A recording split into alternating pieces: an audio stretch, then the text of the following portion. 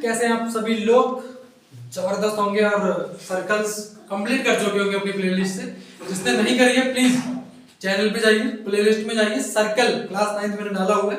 आपकी 9.2 पूरी खत्म कर दी हमने, ठीक है। और आज जो हम स्टार्ट करने जा रहे हैं 9.3, लेकिन उससे पहले इंट्रोडक्शन कह सकते हैं आप, या फिर इंपॉर्टेंट क्वेश्चन कह सकते हैं, जो कि 3 नंबर में 4 नंबर में एग्जामिनेशन में डायरेक्ट प्रूफ पूछा जाता है, ठीक है। चलो मैंने आपके सामने लिखी है, that is angle subtended by an arc to the centre is double the angle subtended by it any point on the remaining part of the circle। एक बार रीड कर लो फटाफट से। ऐसे सेम क्वेश्चन लिखा था, लेकिन यहाँ पे लिख देगा स्टार्टिंग में प्रूव दैट, ठीक है। तो पहले मैं इसकी फिगर बना रहा हूं आपके सामने। क्वेश्चन ये कह रहा है, ये आपका सर्कल है बेटा, यहां तक कोई दिक्कत नहीं आनी चाहिए, ठीक है। अब आर्क क्या होती है, मैंने आपको बताया था कि हम अगर कोई आर्क खींचे प्रकार से तो ये हम आर्क ले लेते हैं और ये इसका सेंटर है, ठीक है ना। अब अगर मैं इसी आर्क से सेंटर पे सर्कल बनाता हूं और फिर इसी आर्क से सर्कल के रिमेनिंग पार्ट पर कई एंगल बनाता हूं, फॉर एग्जांपल इस तरह से,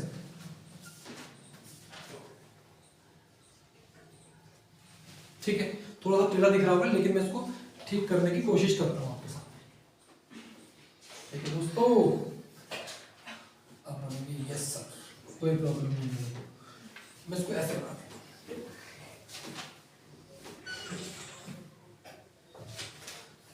ठीक है ना, इस तरह से, ठीक है ना।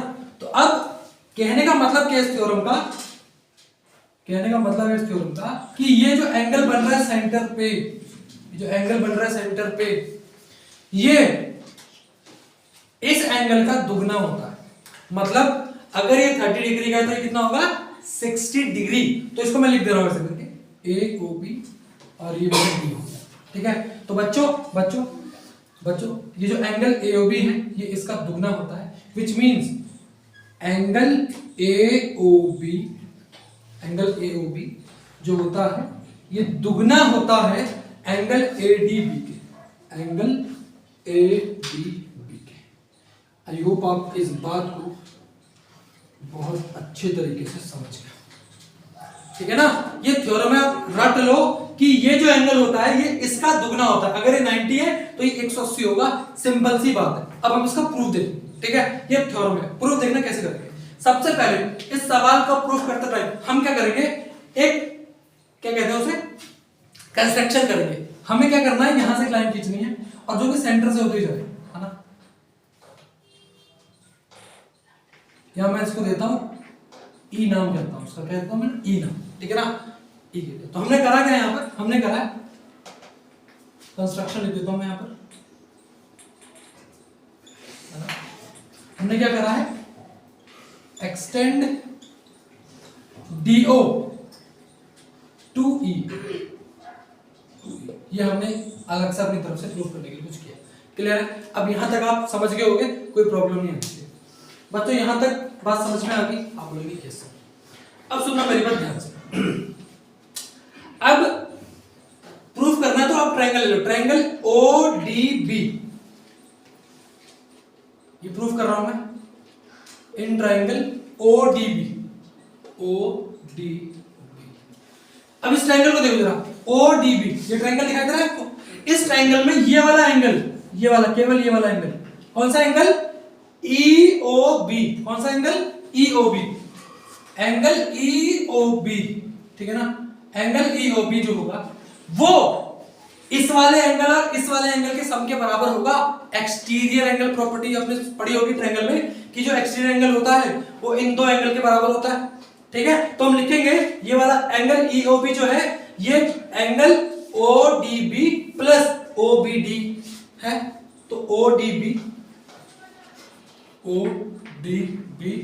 प्लस ओडीबी में कौन सा एंगल आ गया, ये वाला, केवल इतना, और ओबीडी में कौन सा आ जाएगा, ये वाला। तो हम लिखूंगा यहां पर प्लस एंगल ओबीडी, यहां पे लिखेंगे exterior angle property, exterior angle. I hope ये बात आप समझ गए हो। कोई प्रॉब्लम है यहां तक, आप बोलोगे नहीं सर। अच्छा अगली चीज मुझे बताओ, ये वाला एंगल ये वाला एंगल दोनों बराबर होंगे, क्यों, क्योंकि दोनों ही दोनों ही रेडियस के अपोजिट एंगल है। ये भी तो रेडियस है, ये भी रेडियस है, और रेडियस है तो मतलब दोनों साइड इक्वल हो गई, और इक्वल साइड के अपोजिट एंगल क्या होते हैं, इक्वल होते हैं। तो हम यहाँ पर लिख सकते हैं angle ODB is equal to angle OBD। ठीक है, कैसे लिखेंगे, angle opposite to equal side, ये इक्वल होते हैं। ठीक है ना, फिर से एक बार समझा देता हूं, ये भी रेडियस है, ये भी रेडियस है इस ट्रायंगल में, और जब दोनों ही रेडियस है तो ट्रायंगल कैसा बन गया, आइसोसेलेस। अब इसका अपोजिट एंगल ये, इसका अपोजिट एंगल ये, दोनों क्या है, बराबर है। ठीक है जी, कोई प्रॉब्लम है यहाँ तक? तो यहां मैं और क्या लिख सकता हूं, angle EOB is equal to ODB plus OBD को मैं क्या लिख सकता हूं, ODB। तो ये मेरा बन गया एंगल EOB बराबर 2ODB। यहां तक आप बात को बहुत अच्छे तरीके से समझ गए, यहां तक कोई प्रॉब्लम नहीं आनी चाहिए। ठीक है जी, ठीक है। अब सेम चीज जो हमने इधर करी है वो चीज हम इधर करते हैं, किस ट्रायंगल में, ODA में। ठीक है ना, तो इन ट्रायंगल ODA, ठीक है, सेम चीज करनी है। तो इसमें EOA किसका इक्वल होगा, ODA प्लस OAD। क्या प्रॉपर्टी है, exterior angle property. Exterior angle आपने पढ़ा है कि जो एंगल ट्रायंगल का एक्सटीरियर एंगल होता है वो दो अदर एंगल के सम के बराबर होता है। यहां तक आप समझ गए। अच्छा मुझे बताओ, ODA बराबर OAD होगा कि नहीं होगा, ODA बराबर OAD मतलब ये वाला एंगल इसके बराबर होगा कि नहीं होगा, होगा, क्योंकि देखो ये भी रेडियस है, ये भी रेडियस है, और इसका मतलब दोनों साइड इक्वल है, और इक्वल साइड के अपोजिट एंगल क्या होते हैं, इक्वल होते हैं। तो यहां पे लिखेंगे दूसरी चीज कि ODA, ठीक है ना, बराबर है OAD के। कोई दिक्कत यहां तक बेटा, कोई दिक्कत? आप बोलेंगे नहीं सर, तो इसका मतलब क्या हुआ, ठीक है ना, तो इसका मतलब क्या हुआ, EOA is equal to ODA plus ODA, क्योंकि हम OAD को OD लिख सकते हैं। तो ये हो गया EOA is equal to 2ODA। यहां तक आपको एक चीज समझ में आ गई, ठीक है ना। हम इसको क्या मान लेते हैं, इक्वेशन नंबर 1, इसको मान लेते हैं इक्वेशन नंबर। यहां तक बात समझ में आई कि नहीं आई, बताएंगे मुझे फटाफट से, आ गई? ठीक है, अब इक्वेशन नंबर 2 और इक्वेशन नंबर 1 को क्या कर दो, ऐड कर दो। इक्वेशन नंबर 2 और 1 को ऐड कर दो, लेकिन इसके लिए मुझे यहां पर चाहिए होगा स्पेस, ठीक है। तो इतना फटाफट से नोट कर लीजिए बच्चे, ठीक है जी, कर लिया। यहां इरेज कर देता हूं, ठीक है, इसको मैं एक बार से रब कर देता हूं, वही चलो, by adding equation 1 and equation 2, ठीक है। तो हम क्या करेंगे, EOB plus EOA is equal to 2ODB plus 2ODA। यहां तक समझ में आ गई, ठीक है। अब ध्यान से देखो, EOB plus EOA, EOB plus EOA क्या बन गया, AOB।